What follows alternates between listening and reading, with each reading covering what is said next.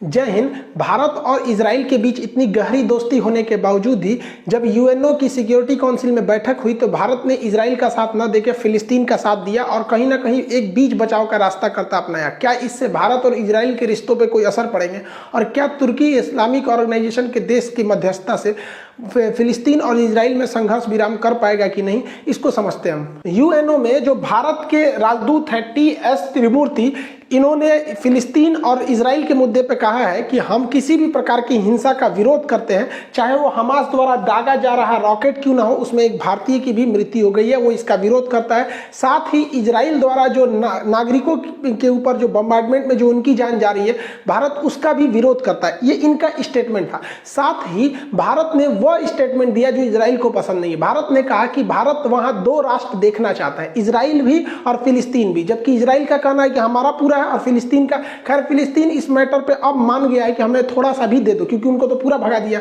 दूसरा, भारत ने कहा कि जो जेरूसलम की पुरानी स्थिति है, यानी यूएनओ के हिसाब से जितना इजराइल ने बाद में ऑक्युपाई किया है, वो पुरानी स्थिति को ही भारत वापस स्थापित करना चाहता है। इस हिसाब से भारत, आप कहेंगे तो फिलिस्तीन के ओर में अपना सुझाव दिया है। इवन मोदी जी के नेतन्याहू के साथ इतनी गहरी दोस्ती अक्सर आप पिक्चर्स इनके देखे होंगे, या फिर मोदी जी जब वहां गए थे तो ये सब काफी गहरी दोस्ती देखने को मिली थी। लेकिन जब तक पीएमओ ऑफिस से इनको फोन नहीं जाएगा, वो ये अपने मन से वहां स्टेटमेंट नहीं दे सकते। और इन्होंने ये नहीं कहा है कि हम फिलिस्तीन का समर्थन करते हैं, इन्होंने स्पष्ट बोला है, वी स्ट्रांगली सपोर्ट फिलिस्तीन। India's strong support to the just Palestinian cause and its unwavering commitment to the two-state solution. I thank you, Mr. President. हमारे आदरणीय अटल बिहारी वाजपेयी जी ने भी फिलिस्तीन का समर्थन किया था और कहा था कि इजराइल को फिलिस्तीन की भूमि लौटा देनी चाहिए। अरबों की जिस जमीन पर इजराइल कब्जा करके बैठा है, वो जमीन उसको खाली करना होगी। आक्रमणकारी आक्रमण के फलों का उपभोग करे, ये हमें अपने संबंध में स्वीकार नहीं है। तो जो नियम हम पर लागू है वो औरों पर भी लागू होगा। अरबों की जमीन खाली होना चाहिए। जो फिलिस्तीन है, उनके फिलिस्तीनी हैं, उनके उचित अधिकारों की प्रस्थापना होना चाहिए। आप ये सोच रहे होंगे कि आखिर हमारे देश के प्रधानमंत्री लोग ऐसा स्टेटमेंट क्यों देते हैं और इस कदम पर क्यों जाते हैं, हम इजराइल का साथ क्यों नहीं दे पाते। तो इसकी कुछ मजबूरियां हैं, 3-4 मजबूरी, उसको हम लोग आगे समझते हैं। यूएन सिक्योरिटी काउंसिल की बैठक में अमेरिका जो है पूरी तरह से इजराइल का साथ देता हुआ दिखा, जबकि चाइना इस मुद्दे को बहुत पुरजोर तरीके से उठाया था। चाइना ने इस मुद्दे को उठाया यूएन की काउंसिल में, जो वर्चुअल मीटिंग थी, ऑनलाइन मीटिंग थी यहाँ पर, लेकिन अमेरिका ने इस मुद्दे को दबा दिया। अमेरिका कह रहा है कि इजराइल को बदला लेने का, अपनी आत्मरक्षा का पूरा अधिकार है, और इधर इजराइल इस इशारे को समझ गया कि मतलब गाजा पट्टी का पूरी तरह से धो डालो। यहाँ पे चाइना को बहुत बुरा लगा। अब चाइना को भी समझना चाहिए कि हम हिंदुस्तान वालों को भी बुरा लगता है जब अमेरिका और यूरोपीय यूनियन मौलाना मसूद अजहर को आतंकवादी संगठन में घोषित करना चाहती थी, लेकिन चाइना के विरोध की वजह से इसे आतंकवादी संगठन और रेड कॉर्नर नोटिस नहीं जारी कर पाया, जिस वजह से ये लोग पाकिस्तान से इजिली ऑपरेट करते हैं। जब इनके ऊपर आता है तब समझ में आता है कि दूसरे के टांग नहीं लड़ाना चाहिए। फिलिस्तीन और इजराइल के मामले में दुनिया के अलग अलग देशों का अलग अलग रुख है।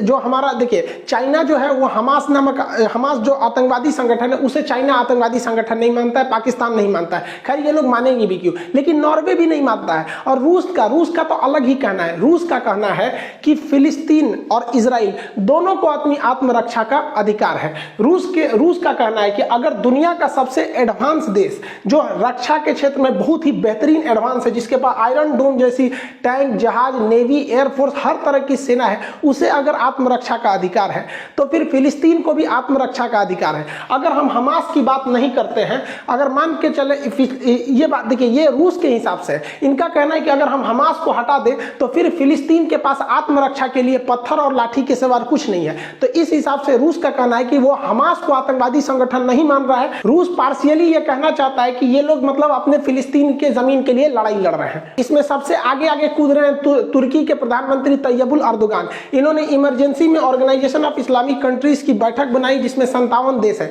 इनका कहना है कि यूएनओ ने 2018 में एक रिजोल्यूशन पारित किया था, जिसका मतलब होता है कि एक छोटा कानून बनाया था कि जेरूसलम या फिलिस्तीन की रक्षा के लिए एक रक्षा संगठन होना चाहिए। तो इसका मतलब ये नहीं कि एक आर्मी संगठन। तो इनका कहना है कि इस्लामिक ये जो ऑर्गेनाइजेशन है इस्लामिक देशों का, इन 57 देश को मिलकर आपस में एक फौज बनानी चाहिए जो इजराइल पर हमला करने के लिए न हो, बल्कि फिलिस्तीन की रक्षा करने के लिए हो। अब ये वाला जो एरिया है ये गाजा, ये वाला वेस्टर्न बैंक है और ये वाला गाजा पट्टी है, तो इन्हीं दोनों को मिलाकर फिलिस्तीन बनता है। तो इनका कहना है कि फिलिस्तीन की रक्षा के लिए अब इन्होंने आइडिया दिया तुर्की के कि भैया हम जो तुर्की वाले हैं हम सर्वेलांस रडार दे सकते हैं, हथियार दे सकते हैं, एयरफोर्स दे सकते हैं। ये अरब वाले जो हैं, इस जो संगठन जो आर्मी बनेगी उन्हें ये लोग पेट्रोल फ्यूल वगैरह मुहैया करा सकते हैं, पैसा वगैरह ये लोग के पास बहुत ज़्यादा है। अल जजीरा न्यूज चैनल है, इनके लिए मीडिया का काम हो ही जाएगा। अफ्रीकी देश है, देखिए ये 57 देश है, इसमें इतने जितने देश दिख रहे हैं ये वाले, ये सब के सब इस्लामिक कॉरपोरेशन के मेंबर हैं। रूस जो है एब्जॉर्बर है, मतलब इसमें भाग लेता है। तो इनका कहना है कि हम लोग अफ्रीका के देश से सैनिक बुला लेंगे, तो इनके पास सैनिक हो गया, हथियार हो गया, पैसा हो गया, मीडिया हो गया, और पाकिस्तान है ये वो आतंकवादी प्रोवाइड करा देगा। तो इस हिसाब से इनका कहना है कि हम लोग क्या करेंगे और उस आर्मी को यहाँ डिप्लॉय करेंगे जो कि इससे लड़ाई लड़ सके, फिलिस्तीन की रक्षा कर सके। और इसमें खतरनाक कब होगा, अगर तुर्की के पास जो S-400 है वो वेस्टर्न बैंक या गाजा में डिप्लॉय कर देता है, तो फिर इतना कन्फर्म समझिए कि इजराइल का एक भी जहाज नहीं उड़ सकता है, क्योंकि हम लोग खुद ही रूस से S-400 खरीद रहे हैं जो दुनिया के किसी भी हवाई जहाज को 400 किलोमीटर दूर तक मार देता है। तो ये इजराइल के लिए खतरनाक हो लगेगा, लेकिन ऐसा होने की संभावना बहुत कम दिख रही है, क्योंकि इस्लामिक ऑर्गेनाइजेशन जो है इसमें खुद में आपस में फूट है, क्योंकि तुर्की के खुद के इजराइल के साथ अच्छे संबंध है, बहरीन और कतर के पास भी अच्छे संबंध है, मोरक्को ने भी तुर्की से अच्छा संबंध बना के इससे इजराइल से संबंध बना के रखा है। तो थोड़ा थोड़ा तो इनके में खुद में मतभेद है। कभी कभी इस सिचुएशन को देखकर अजीब सा लगता है। देखिए, एक और इजराइल है अकेला देश, इधर पूरा और इस्लामिक ऑर्गेनाइजेशन खड़ी हुई है, इधर केवल एक देश है, इधर 57 देश खड़े हैं सब अकेला उससे, फिर भी इन 57 की हिम्मत नहीं हो रही है। इजराइल की कुल जनसंख्या जो है वो लगभग 90 लाख है, जिसमें 70 लाख के आसपास यहूदी हैं, लेकिन इन 70 लाख से टकराने की हिम्मत 180 करोड़ ये जो इस्लामिक देश के हैं लोग, इन लोग की अभी हिम्मत नहीं हो रही है। देखिए हुआ क्या कि इन यहूदियों ने ना स्कूल की पढ़ाई पर बहुत ज़्यादा ध्यान दिया, जिस वजह से कहते हैं कि शिक्षा उस शेरनी का दूध है जिसने पिया वो दहाड़ा है, और ये लोगों ने शिक्षा को जरूरत नहीं दिया, मदरसे में रह गए लोग यहाँ पर, इस वजह से ये लोग हो गए। तो ये झुंड में आ रहे हैं लोग और वो अकेले चल रहा है, फिर भी इनकी हिम्मत नहीं है लड़ सकने की। ये हम गारंटी देते हैं, कुछ लोगों को जो फिलिस्तीन समर्थक है उन्हें बुरा लगता होगा। और देखिए बात समझिए, इनकी ये क्या सोचते हैं, इनका सोचना है कि पूरा इजराइल को खत्म कर दो, लड़ के इजराइल को मिटा दो।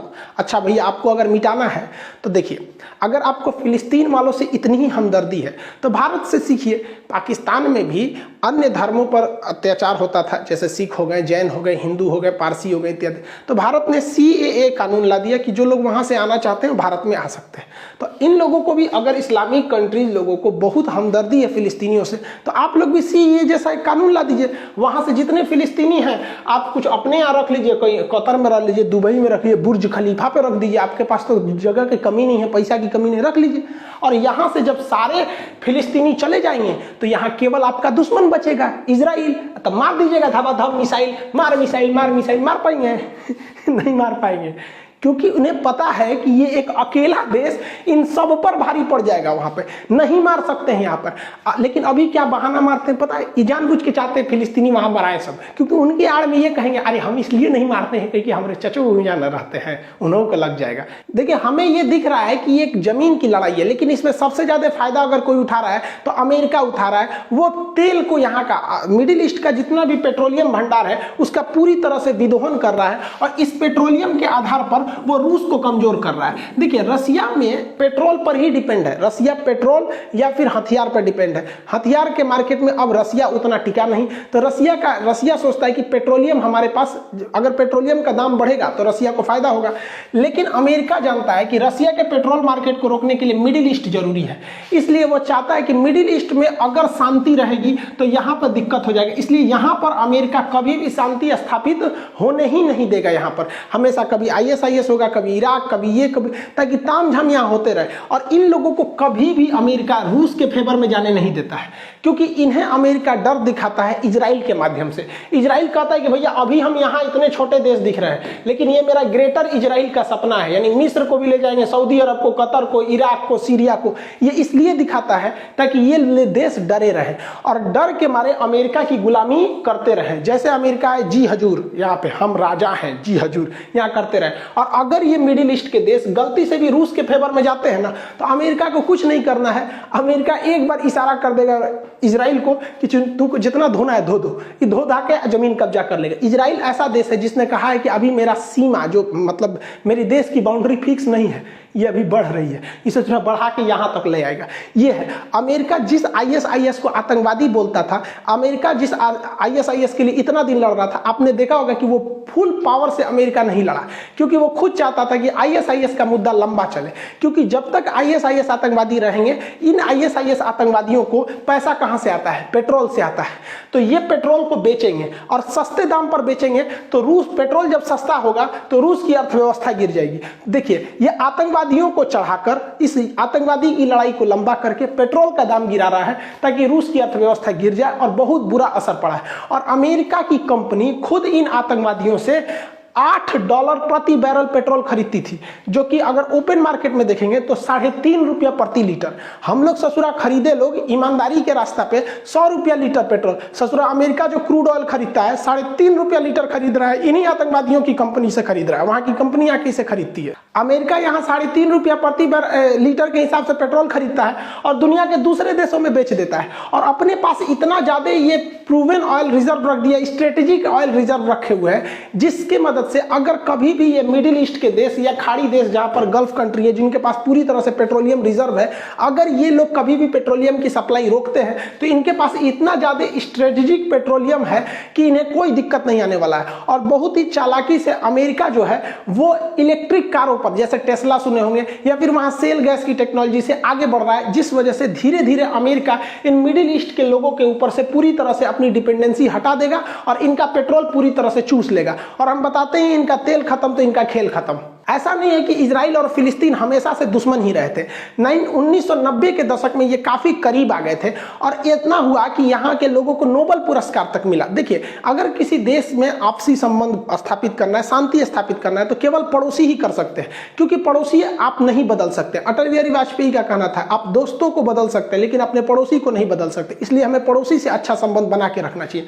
अब इजराइल जो है, इजराइल का यहाँ जो पड़ोसी है वो मिस्र है, इंग्लिश में इसे इजिप्ट कहते हैं, मिस्र। तो मिस्र जो था, मिस्र और इजराइल में युद्ध हुआ था। इस युद्ध में इजराइल ने मिस्र के कई भागों पर कब्जा कर लिया था, लेकिन दोनों में शांति स्थापित हुई। इजराइल ने कहा कि हम तुम्हें अब तुम्हारी जमीन लौटा देंगे, बदले में तुम इस बात को स्वीकार करो कि हम भी यहाँ पर एक देश हैं। तो इन दोनों ने स्वीकार किया, और इन समय तक अनवर सादात ये वहां के मिस्र के उस समय शासक थे, मतलब इन्हीं के पास सत्ता थी, लेकिन इनको मरवा दिया गया।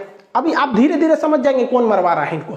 सोचिए, जिस इंसान ने शांति स्थापित किया उस इंसान को एसिसिनेट करके प्रधानमंत्री को मरवा दिया गया।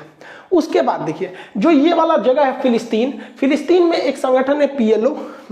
अब ये संगठन कह रही है कि देखो भैया, इजराइल से कहा कि देखो तुम भी जियो, हमको भी जीने दो, ठीक है, हम जितना में है हम ही रह जाते हैं, तुम भी खुश रहो। तो यासिर अराफात जो थे, ये नॉर्वे में बैठक हुआ था, ओस्लो में, नॉर्वे की राजधानी ओस्लो में। तो यासिर अराफात ने इसमें बहुत योगदान किया था। तो फिलिस्तीन के इस नेता की बहुत दुनिया में तारीफ हुई कि अब ये खूनी संघर्ष, मासूमों की जान अब नहीं जाएगी, ना इजराइल से कोई मरेगा ना फिलिस्तीन से कोई मरेगा। देखिए, ऐसा नहीं है कि केवल एक ओर से जान जाती है, इजराइल में भी बहुत लोगों की जान जाती है, लेकिन यासिर अराफात को पोलोनियम नामक जहर देके मार दिया गया। ये कौन मरवा रहा है अभी आप समझ जाएंगे धीरे धीरे। इसके बाद देखिए, इजराइल के एक प्रधानमंत्री थे जिनका नाम था जितिन रोबिन। इन्होंने बहुत महत्वपूर्ण भूमिका निभाई थी। इन्होंने कहा था कि देखिए, हम इजराइल वाले, हमें रहने के लिए जमीन मिला, हम बहुत खुश हैं। हम ये भी चाहते हैं कि फिलिस्तीन वाले भी खुशी खुशी रहे, तो हम दोनों आपस में समझौता कर लेते कि ये तुम्हारा एरिया, ये हमारा एरिया। उन्होंने एरिया को डिसाइड कर दिया। ये भी इतने बेहतरीन प्रधानमंत्री थे रोबिन, इनको भी मार दिया गया। सोचिए, इजराइल के प्रधानमंत्री जिसके ऊपर एक बम नहीं गिर पाता है, देश का नागरिक सुरक्षित है, उसके प्रधानमंत्री को मार दिया। ये तीनों लोगों को मरवा दिया गया। आप जान के ताज्जुब करेंगे, तीनों को शांति का नोबेल पुरस्कार मिला था। अब कौन मरवाया? देखिए, अगर यहां शांति स्थापित हो गई तो डर खत्म हो जाएगा, लोगों को डर खत्म हो जाएगा, युद्ध नहीं होगा, तो हथियार कौन खरीदेगा? हथियार का मार्केट चौपट होगा। अब आप बताइए, हथियार का सबसे बड़ा व्यापारी कौन है? अब आपको तो समझ में ही आ गया होगा कि लड़ाई असल में पर्दे के सामने चल रही है, जिसे हम और आप देख रहे हैं, और लड़ाई कोई और लगा रहा है। अब होशियार है, समझ सकते हैं लोग। अब भाई कुछ गाइडलाइंस होती है, हम लोग हर बात को खुल के नहीं बता सकते, लेकिन आप समझिए, अंधेरा खत्म तो टॉर्च बंद हो जाएगा बिकना। उसी तरह अगर युद्ध खत्म तो हथियार के सौदागर लोग का व्यापार चौपट हो जाएगा। इतने बेहतर बेहतरीन लोगों को, अब सोचिए इतने पास आ गए थे ये दो दोस्त, जब आपस में ये गले मिलते थे, यहाँ के लोग वहां जाते थे यहाँ, लेकिन धीरे धीरे इसमें नफरत घुलता गया और आज स्थिति ऐसी आ गई है कि अब इजराइल और फिलिस्तीन में दूर दूर तक कभी दोस्ती की उम्मीद नहीं दिख रही है।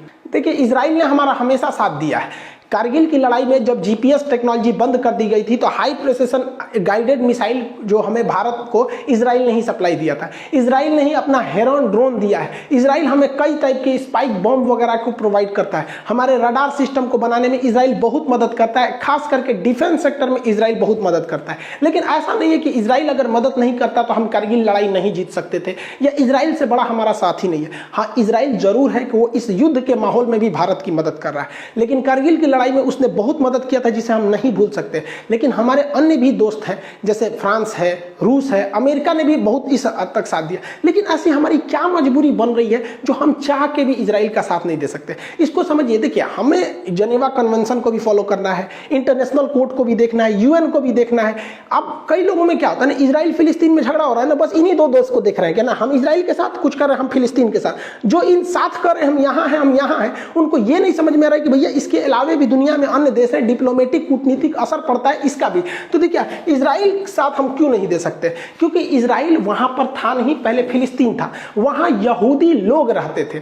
देखिए, यहूदी लोग के रहने का मतलब ये नहीं कि वहां देश हो जाएगा, इसका मतलब ये नहीं कहीं भारतीय रहते हैं तो ऐसा नहीं कह सकते कि उस जगह को आप हिंदुस्तान घोषित कर देंगे। वहां यहूदी रहते थे, एक्चुअली में यहूदियों को ही नहीं पता था कि उनका देश कोई इजराइल हो सकता है। उन्होंने तो 48 में इसका कंसेप्ट लेके आए। जैसे पाकिस्तान कोई देश था क्या? नहीं था। अचानक द्विराष्ट्र की मांग उठी, जिन्ना आए, चौधरी रहमत अली आए, अलग अलग लोग आए, अचानक 1940 के बाद तूल पकड़ने लगा, एगो नया देश का उदय हो गया पाकिस्तान। कंसेप्ट पहले से नहीं था। उसी तरह इन लोग की एक विचारधारा थी कि हमें एक देश बनाना है, लेकिन इजराइल नहीं था, वहां यहूदी थे लोग यहाँ पर।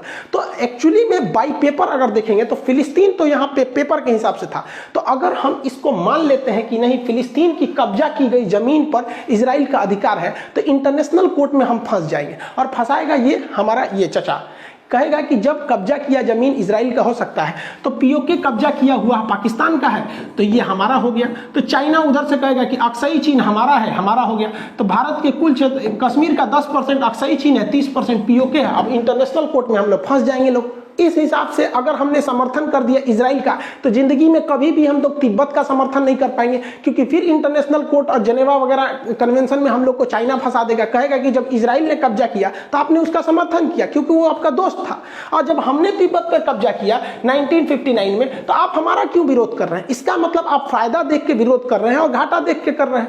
आपका अपना कोई सिद्धांत नहीं है, तो हम इस हिसाब से फंस जाएंगे। इसके अलावा चाइना जो है वो दक्षिणी चीन सागर पर कब्जा करना चाहता है, तो भारत कभी भी इसका विरोध नहीं कर पाएगा इंटरनेशनल कोर्ट में, क्योंकि भारत खुद इजराइल का अगर समर्थन कर देता है कब्जा किए गए जमीन पर, तो हम वहां पे फंस जाएंगे। दक्षिणी चीन सागर पूरी तरह से ले जाएगा, और यहां भी जमीन की लड़ाई नहीं, दक्षिणी चीन सागर के अंदर बहुत बड़े मात्रा में पेट्रोलियम है, और यहां पर चाइना जो है वो एक बहुत ही पुराना नक्शा को फॉलो करता है जिसका नाम है 9 डैश लाइन। तो चाइना कहता है 9 डैश लाइन के अंदर के सारे द्वीप हमारे हैं। तो यहां चाइना को बहुत फायदा हो जाएगा भारत के स्टैंड की वजह से, और जापान नाराज हो जाएगा हमसे, क्योंकि इन द्वीपों पर जापान का भी इधर से विवाद चलता है। तो चाइना और ऑटोमेटिक कर लेगा। अब भारत को जापान बुलाएगा तो भारत वहां पे भी फंस चुका रहेगा। सबसे बड़ा मुद्दा जो हम इजराइल का साथ नहीं देते हैं वो है यूएनओ। यूएनओ में हमें सुरक्षा परिषद में अस्थायी सदस्यता चाहिए, ताकि हमें भी वीटो पावर मिल सके। चाइना, अमेरिका, फ्रांस, ब्रिटेन, रूस की तरह जिन्हें 5 देशों के पास अस्थायी सदस्य हैं, जिन्हें वीटो पावर है कि वो किसी भी प्रस्ताव को रोक सकते हैं, हमारे पास नहीं है। तो हम ये प्रस्ताव को चाहते हैं, लेकिन ये हमें कब मिलेगा? जब यूएनओ के 193 देश में से 2/3 लोग हमारे साथ हो। 2/3 का मतलब कम से कम 130 लोग हमारे साथ हो सकते हैं। अब देखिए, हमें इन 130 लोगों का समर्थन जुटाना है। तो अगर हम इजराइल को खुश रखेंगे तो हमसे जो इस्लामिक कॉरपोरेशन के 57 देश है वो हमसे खिलाफ निकल जाएंगे। तो 193 में से अगर 57 निकल गए तो टोटल बच गए सब 136, क्योंकि अगर ये OIC वाले अगर अलग हो गए तो केवल बच गए 136। तो क्या लगता है कि दुनिया के 136 देश में से 130 हमको दे ही देंगे सब? तो यही सबसे बड़ी समस्या है। लेकिन भारत इन सारी चीजों को इजराइल को समझाता है कि देख भैया, हमसे तुम्हारी कोई दुश्मनी नहीं है। भारत के लोग इजराइल को फेवर करते हैं, सेना इजराइल का बहुत हथियार यूज करती है, हमारी विदेश नीतियां होती है, लेकिन हमने हर एक बात इजराइल के सामने अवगत कराया है कि भैया हम कूटनीतिक रूप से फंसे हुए हैं, हम डायरेक्टली खुल के तुम्हारा साथ नहीं दे सकते। और भी बहुत से वजह है। व्यापार को देखिए, अगर हम इजराइल के व्यापार को देखें, ओवरऑल देखना चाहिए रिलेशन। ऐसा नहीं है कि इजराइल नहीं हमें सब कुछ हथियार दिया है, भैया इजराइल से ज्यादा हमारे लिए फ्रांस ने रफाल दिया है, रूस ने दिया है, ऐसा नहीं। अभी अमेरिका उससे ज्यादा भी हमारे पास आ रहा है। लेकिन अगर आप व्यापार देखेंगे तो इजराइल के साथ इंडिया का टोटल व्यापार का केवल 1% व्यापार होता है, जबकि अरब देशों के साथ हमारा 18% का होता है। तो 1% को खुश रखने के लिए हम 18% गंवा दें, ऐसा तो कोई बेवकूफी भारत में अभी के वक्त में कोई करने वाला नहीं है। इजराइल से हमें हथियार मिलते हैं, जरूरी है, बात अलग है, हमें कहीं और से भी मिल सकते हैं।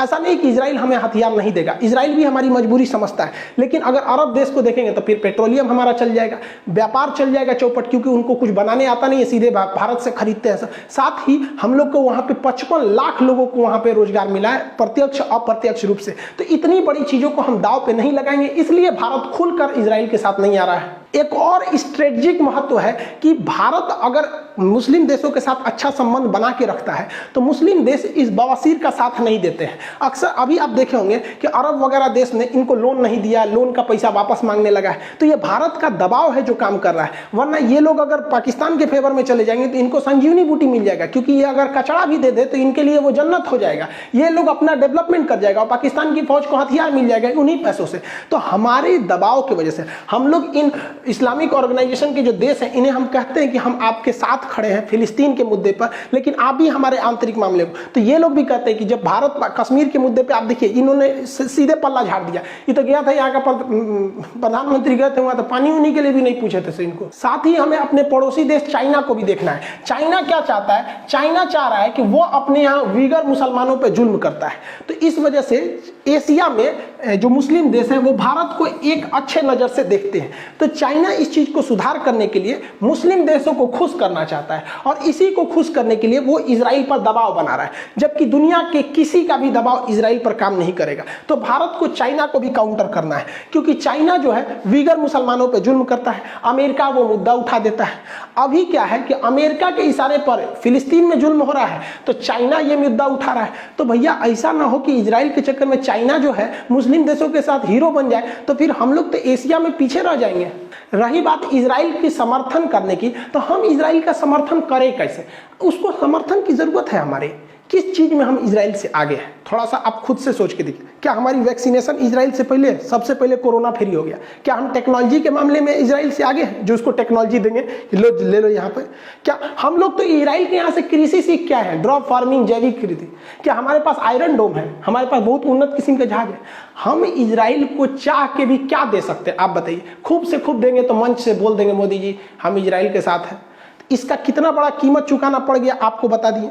देखिए, एक आम आदमी को बहस करना बहुत इजी होता है कि हम इजराइल के साथ हैं, फिलिस्तीन के साथ हैं, लेकिन जब आप यूपीएससी के मेंस लिखने बैठिएगा और अगर आपका ऑप्शनल सब्जेक्ट पॉलिटी है तो पॉलिटी के साथ साथ आपको इंटरनेशनल रिलेशन रखना ही पड़ेगा। फिर वहां आपको हर एस्पेक्ट्स में जवाब देने पड़ेंगे कि इसका हमारा तुर्की के साथ क्या इफेक्ट पड़ेगा और क्या क्या इफेक्ट पड़ेगा। तो ये सारी चीजों को देख के रखना है। ऐसा नहीं कि आप कुछ भी बोल सकते हैं। अभी इंडिया में कुछ लोग कह रहे हैं कि भाई मुसलमानों के दबाव में आके भारत सरकार कुछ नहीं कर रही है, ये गलत है। देखिए कैसे बताते हैं, आपको 2 एग्जाम्पल देते हैं। मुसलमानों का भारत सरकार पर कोई दबाव नहीं बन पाता है, क्योंकि अगर दबाव बनता तो जितना चिल्लाया था इन लोगों ने सीएए को लेकर, भयानक रैली हुई थी हिंदुस्तान के कोना कोना तक लेके, शाहीन बाग का मामला था, दिल्ली में दंगे फसाद तक हो गए थे। क्या सरकार सीएए वापस ले ली, एनआरसी ले ली? नहीं ले ली। ये दिखाता है कि इनका दबाव, मुसलमान लोग का दबाव नहीं काम करता है। अब कुछ लोग कहेंगे कि नहीं इंटरनेशनल पे तो दबाव काम करता है, ये भी गलत है। दूसरे एग्जाम्पल से समझिए, इजराइल का जो वर्तमान विवाद चल रहा है ये विवाद जमीन के लिए है, मेनली धर्म के लिए नहीं है। इसे जानबूझ के धर्म से जोड़ा जा रहा है, जबकि वो केवल जमीन की लड़ाई। लेकिन जो फ्रांस के साथ हो रहा है वो तो केवल और केवल धार्मिक मामला है कि मोहम्मद साहब के जो कार्टून बनाया उस वजह से पूरा दुनिया फ्रांस, मुस्लिम देश फ्रांस के खिलाफ हो गए।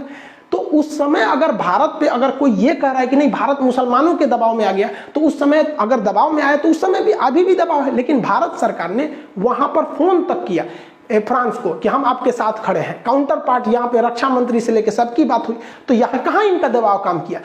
वहां इजराइल के साथ किसी का दबाव नहीं है। और ऐसा हो ही नहीं सकता है कि भारत में कोई जाति, कोई धर्म विशेष के लोग हमारी विदेश नीतियों को इस तरह से प्रभावित कर देंगे। ये ऐसे अब भाई, अब जहाँ कुछ बोलने का मन कर रहा है तो कुछ बोल दीजिए, वो अलग मैटर होता है। लेकिन एक डिप्लोमेटिक तरीके से जिसे विश्व पर आपको पटल पर रखना है, एक तो पढ़ा लिखा लोग का आंसर थोड़ा अलग होना चाहिए। आप फिलिस्तीनियों की भावना को समझिए, उनके साथ क्या बीत रहा है। वो 100% पे थे 1947 से पहले, अभी 12% से भी नीचे घट गए हैं। ये जो दांत चियार रही है ना, ये बहुत खतरनाक है बुढ़िया। इस ससुरी सब क्या क्या लंदन में बैठ के करते हैं सर, आप थोड़ा समझिए। हम अखंड भारत थे, म्यांमार से शुरू होकर अफगानिस्तान तक जाते थे। इन लोगों ने जो बहुत होशियार बन रहा है सर, अभी तो इंग्लैंड का नाम ही नहीं आ रहा है, शांति से बैठा है लंदन ब्रिज पे बैठ के ससुरा समुंदर के किनारे, क्या क्या तांडव मचा के गए सर। पूरी एशिया की बर्बादी इन्हीं सब की देन है। 1876 में अफगानिस्तान अलग कर दिए सब हमसे, 1904 में नेपाल तोड़ दिया सब, 1906 में भूटान तोड़ दिया सब, 1907 में तिब्बत तोड़ दिया सब। शंकर जी का जो कैलाश पर्वत मानसरोवर चल गया, तिब्बत में चाइना कब्जा कर लिया। का शंकर जी उधर थोड़े थे, हमारे अखंड भारत में थे वहां पे। 1935 में श्रीलंका तोड़ दिया सब, 35 के नियम के तहत ही 37 में म्यांमार को तोड़ दिया सब, 47 में पाकिस्तान चल गया, 1972 में बांग्लादेश हो गया। हम लोग सिमट के रह गई है। तो जो सेंटिमेंट्स हमारे साथ है वही इनके साथ है। हम हिंदुस्तानी नहीं चाहते हैं कि हमारा अखंड भारत हो जाए, तो वही है। इस ससुरे लोग पर्दा के पीछे देखिए, इन लोग का एक ही उद्देश्य है, दुनिया में अशांति रहो। जब तक मार होगा तब तक दबंग लोग की बहुत भलाई होगी। इन लोग का हथियार बिकेगा, आपस में लड़ा जड़ा के एगो कहेगा कि तू अमेरिका के फेवर में चल जाएगा, ब्रिटेन के फेवर में चल जाएगा, दोनों में बंदरबाट हो जाएगा। यहाँ फिलिस्तीन की भी बहुत बड़ी गलती है। देखिए, फिलिस्तीन वाले लोगों ने अपनी जमीन यहूदियों को बेची थी, तो भैया जब बेचे थे तो अभी क्या लात नहीं खाओगे वहां पे। दूसरा हमास जो है इंटरनेशनल, देखिए इजराइल कभी भी डायरेक्ट हमला नहीं करेगा, लेकिन इजराइल बहुत होशियार है, ऐसा जगह पहुंचेगा कि आप उद्विदा का हमला करेंगे। जहां हमला करेंगे हमास, तो ऐसा पूछेगा कि पानी नहीं मांगेंगे। देख रहे हैं ना, दौड़ा दौड़ा मार रहा है। अल जजीरा का बिल्डिंग उड़ा दिया, वहां पे तो एक होटल था उसको उड़ा दिया, वहां पे बड़े बड़े बिल्डिंग्स को तहस नहस कर दिया। और ये अच्छे से मारता है, डर पैदा कर करके मारता है। इसका काम क्या है, आपको उकसाएगा, यहाँ पर फिलिस्तीन के लोगों को उकसाएगा, और हमला करने से पहले ना बोल देता है कि हम 2 घंटा बाद हमला करेंगे। अब जरा आप अपने दिमाग से सोचिए, अगर कह दीजिएगा कि हम इस बिल्डिंग में 2 घंटे बाद हमला करेंगे, बाकी लोग खाली हो जाओ, तो क्या हमास के आतंकवादी बैठेंगे सर? अरे यार तुम लोग जाओ, लोग हमको मरने दो, 2 घंटा बाद मिसाइल गिरे। अरे वो भी भाग जाते हैं, सब भाग जाते हैं सब। खुद अमेरिका और इजराइल चाहते हैं कि ये मामला लंबा चले ताकि अरब देश हमसे दहशत में रहे यहाँ पे। लेकिन इन लोग को क्या समझ में आता है? इन लोगों ने जो यूएनओ की बात को इग्नोर किया था। यूएनओ इन लोग को यहाँ पर जमीन दिया था 1947 में, इन लोग को जमीन दिया था, लेकिन इन लोग को लगा कि ना हमारा पूरा फिलिस्तीन चाहिए, ले लो पूरा फिलिस्तीनियों से भगा देगा। कुछ लोग कह रहे हैं कि फिलिस्तीन पर जुल्म हो रहा है, इंसानियत कहाँ गई? भैया इंसानियत अफगानिस्तान में कहाँ गई थी, जहाँ महात्मा बुद्ध की इतनी बड़ी मूर्ति को तोड़कर तालिबान वालों ने खाली कर दिया था, वहां इंसानियत नहीं दिखा था। लोग कह रहे हैं कि इजराइल के हमले में मासूम लोगों की भी जान जा रही है। 9/11 का जब हमला अमेरिका में हुआ था ना, तो इस बिल्डिंग में ड्यूटी कर रहे बेचारे लोगों की कोई गलती नहीं थी, उन लोगों की भी यहाँ पे कोई गलती नहीं थी। और जो लोग कहते हैं मासूम जल रहे हैं, जब हमास रॉकेट मारता है ना, तो उसके रॉकेट में कोई गाइडेंस सिस्टम नहीं रहता है, कहाँ जाके गिरेगा ये हमास को भी नहीं पता है। और अगर आयरन डोम इजराइल के पास नहीं रहता ना, तो इजराइल आज के समय में उसकी जनसंख्या आधी कर दिए रहते सब ये हमास वाले।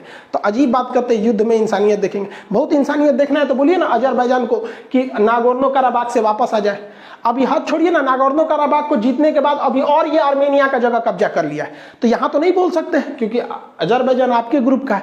तो आप एक स्टैंड पे रहिए। अगर इंसानियत देखना है तो केवल फिलिस्तीन में नहीं, पूरी दुनिया में देखिए, और नहीं देखना है तो फिर आप भी कुछ आइए। और इजराइल जो है विरोधी लोग को तो उठने ही नहीं देता है। फिलिस्तीन का 2 हिस्सा, यहाँ पर जो है गाजा पट्टी, ये है वेस्टर्न बैंक। वेस्टर्न बैंक में तो शांति रहती है, यहाँ युद्ध वगैरह नहीं होता, ये लोग शांतिपूर्ण तरीके से मतलब पॉलिटिकली मांग करते हैं। यहाँ पर हमास है, बहुत खतरनाक आतंकवादी संगठन है। और सीरिया में यहाँ गोलान की पहाड़ियां हैं। इस सीरिया की इस गोलान पहाड़ी के पास पैलेस्टीनियन इस्लामिक जिहाद नाम का एक आतंकवादी संगठन, इस ससुरा आजकल इधर से बम मार रहा था और ये हमास वाले इधर से मार रहे थे सर। इजराइल को ये सब खिलौना समझा था सर। इजराइल मारा इसको भी उधिया दिया और इजराइल मारा इसको भी उधिया दिया। इजराइल ने दोनों ओर से उधिया के साफ कर दिया। अब बेंजामिन नेतन्याहू कह रहे हैं कि अभी ये धोआई अभी लंबा चलने वाला है। अब भाई फिलिस्तीन और इजराइल का मामला समझ में आ गया। इसमें मेन समस्या ये है कि फिलिस्तीन में जो लोग मार करना चाहते हैं उनका कहना है कि पूरा इजराइल मिटा के हम फिलिस्तीन लेंगे, जो भी गलत बात है। और इजराइल में भी जो बहुत ज़्यादा मतलब उग्र विचारधारा के लोग हैं उनका कहना है कि नहीं, पूरा फिलिस्तीन मिटा के हम पूरा इजराइल बनाएंगे। दोनों गलत है। भारत की जो प्रस्ताव है वो सही है कि हम 2 राष्ट्रों की मांग करते हैं। हमारे मोदी जी भी ऐसे बेवकूफ़ नहीं है जो ऐसे कह देंगे इजराइल का साथ छोड़ देंगे। तो आप समझिए, हमारी सरकार जो डिसीजन लेती है सोच समझ के लेती है। आप समझे होंगे कि हमारी क्या क्या मजबूरी है। हम अपनी 10 घाटा सह के किसी एक को नहीं खुश रख सकते। देहात में कहावत कहा जाता है, गज पाने के चक्कर में पूरा थान नहीं खो देना चाहिए। आपको कभी भी नज़दीक के फायदा को नहीं देखना चाहिए, बल्कि दूर के घाटे से अवगत होना चाहिए। तो भारत सरकार इजराइल को खुश करके नज़दीक का फायदा नहीं देख रही है, बल्कि दूर का घाटा से अवगत हो रही है। आप पढ़े लिखे हैं, पढ़े लिखे की तरह सोचिए। आई होप आप इसे समझे होंगे। हमारा तो माथा चकरा गया ससुरा समझाते समझाते, क्या बताएंगे। मिलेंगे नेक्स्ट क्लास में। जय हिंद।